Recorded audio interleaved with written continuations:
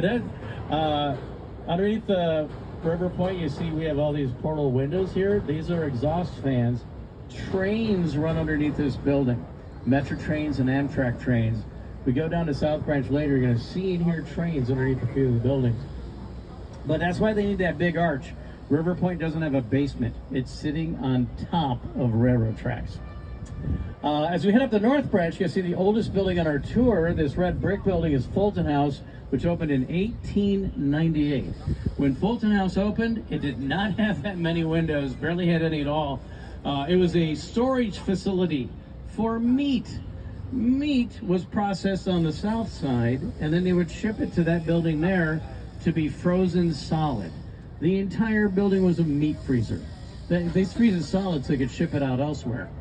Then in the 1970s, the meatpacking industry died out in Chicago.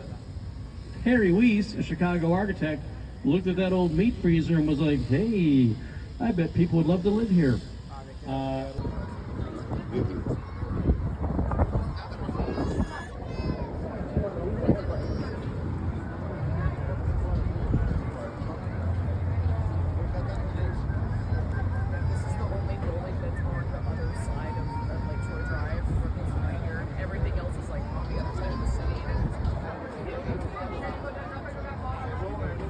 بص لي كده.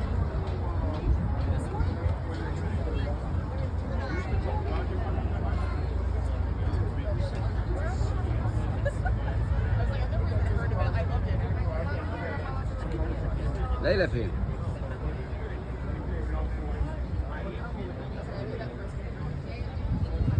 دي بقى بحيرة ميتشجان.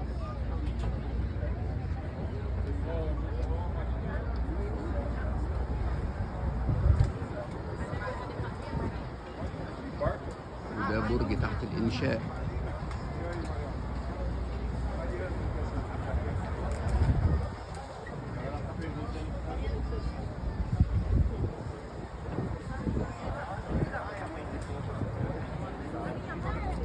Extra though, you gotta pay for that out of your own pocket. Coming up on the right, this red brick building is the Reed Murdoch building, which opened in 1914. Originally a produce warehouse. Now it's all offices and restaurants. That's the style of building that was common along the river until the Wrigley building came along and broke the mold on that. I'm a big fan of this building because, well, architects love symmetry, right? You look around at any of the buildings around us, they're very balanced, they're very even. The Reed Murdoch building is not. It is an uneven.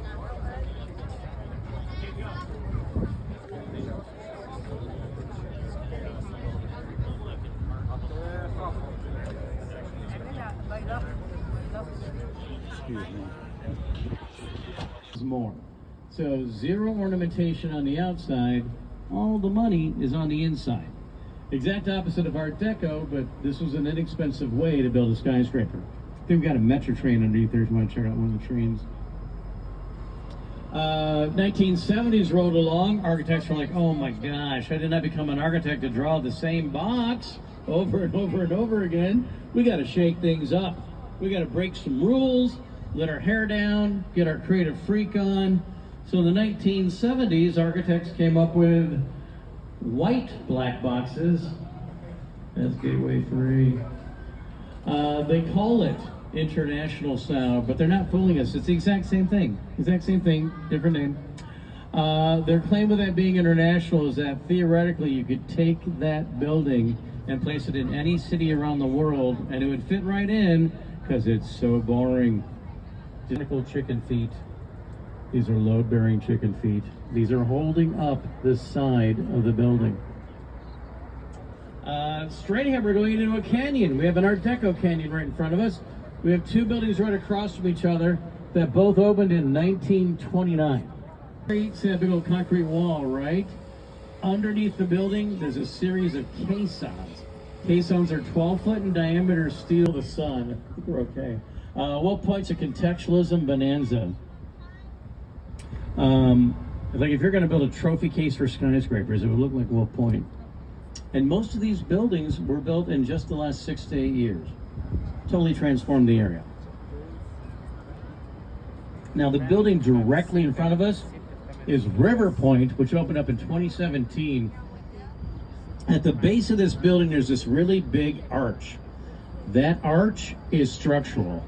That arch is holding the building in place. At the top of the arch, at the top of the building, there's another arch that counters it. That's just for design. They call that building River Point. We call it the Hot Pocket Building. Just throws me off.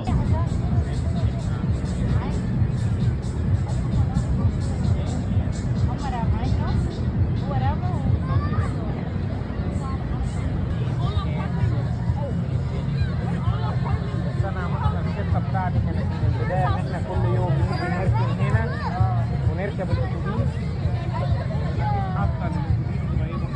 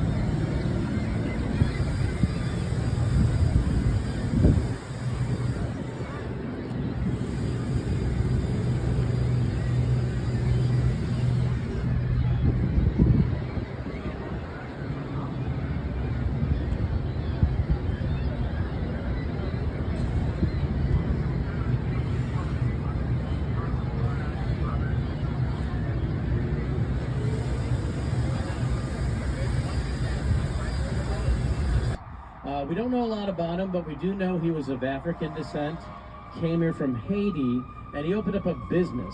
And that got commerce coming into the area, and that got us on the road to becoming Chicago. You'll hear more about Jean-Baptiste Point de Sable when we come back here. I'll tell you why they chose this bridge to name after him.